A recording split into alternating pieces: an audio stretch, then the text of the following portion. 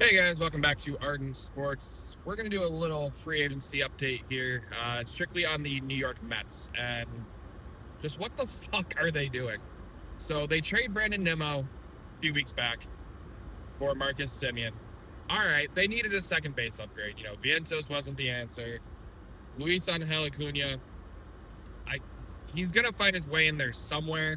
I don't think second base is quite the answer, at least not until his bat produces a little bit more. So we'll have to see what happens there.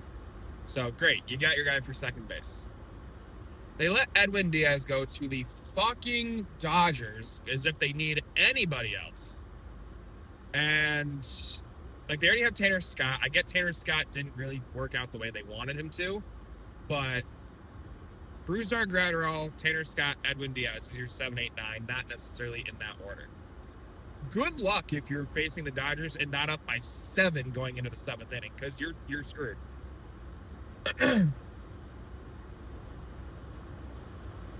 After they reported that Diaz was going to the Dodgers, more reports later surfaced that they didn't like the way that the Mets handled signing Devin Williams and basically not telling Diaz that, hey, we're going to sign Devin, but we still want to bring you back.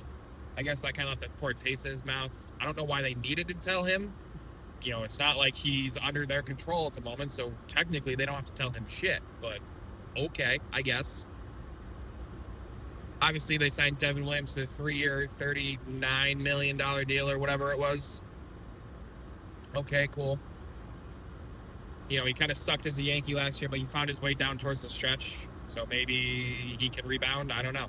I don't know what's with Yankees signing with the Mets the following season. I mean, Robinson Cano, Curtis Granderson, Juan Soto, rumors of Bellinger, rumors of Goldschmidt. What the fuck? Dylan Betances. Anyway, getting off topic. Edwin Diaz goes to the Dodgers. They let him go. Fine. They signed Devin Williams. Not the greatest option, but sure. And then yesterday, news breaks. Pete Alonso signs a 5-year, $155 million contract with, of all teams, the Baltimore Orioles. What? How do the Mets get outbid by the Orioles? I get they have money to spend because their entire payroll last year was $120 million or whatever. But the Orioles...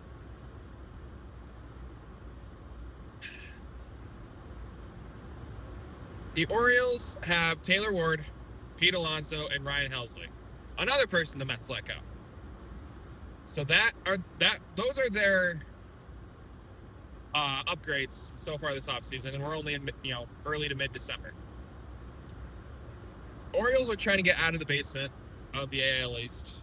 They're going to need a lot more than that. Pete Alonso's a great player, 30 to 40 home runs a season. I get it. But if I'm the Mets, where do you pivot? You lost probably the best closer on the market. You lost probably the best first baseman on the market. Where do you pivot? You can't put Mark Vientos down at first. You can't put Brett Beatty at first. Obviously, Semien's playing second. I mean, Taylor Ward can kind of play first if you really needed him to. I don't think they have any MLB-ready talent in the minors, so they got to sign somebody. Do you sign Paul Goldschmidt? Do you sign Bregman and try and, have him take reps over at first? I mean, Bregman doesn't have the bat that Alonso does, but his defense isn't half bad. The only thing I can think of is the Mets are not going after Diaz, trading Nimmo for a cheaper contract with Semien. Not bringing back Alonso to go after Kyle Tucker. But even then, you sign Kyle Tucker to take Nimmo's spot in the outfield. All right, great. You still need a first baseman.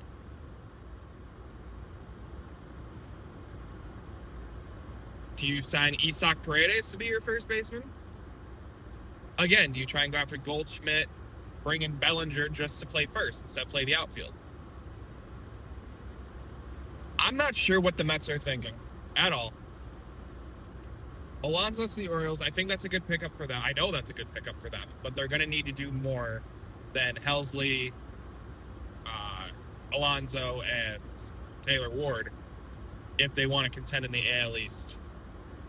Red Sox already brought in Sonny Gray. Toronto brought in Dylan Cease. So both teams have upgraded their starting pitching. Not that Boston needed a lot of help with starting pitching because, their starting pitching overall has looked pretty decent.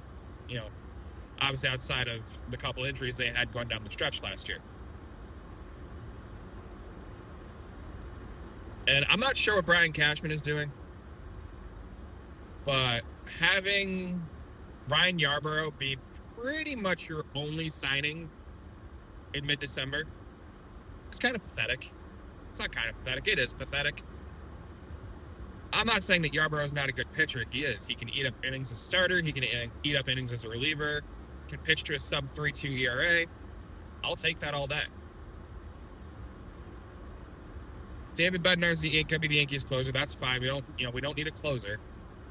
But to pivot for just a second here, the Yankees are going to have Cole, Rodon, Schmidt, and I think one other starter not ready to go to start the season. So that means Fried, Heel, Warren, Schlittler, and Yarbrough is probably going to be your rotation come opening day. Not the worst rotation. Would I like to see Cashman go out and get somebody just to take Yarbrough's spot in the rotation to give Yarbrough that either emergency 6-starter slot or a long relief spot? Abso-fucking-lutely. But, again, neither here nor there for the purpose of this video. Let me know what you guys think in the comments down below. Are the Mets kind of folding on the season before it even gets started? Are they trying to get rid of the Wilpon stink, and that's why they got rid of Nimmo? That's why they got rid of Alonso? Technically, Diaz was still part of the Wilpon crew. I don't know. But again, let me know what you guys think in the comments down below. Be sure to like, comment, subscribe, share, hit that notification bell so no way to help out the channel. I keep saying I'm going to come back with more videos and then I go on a hiatus, but I'm really going to try this time, even if I have to do it like this again. But anyway, guys, that's going to be it for me. I'll be talking to you guys later. Peace out.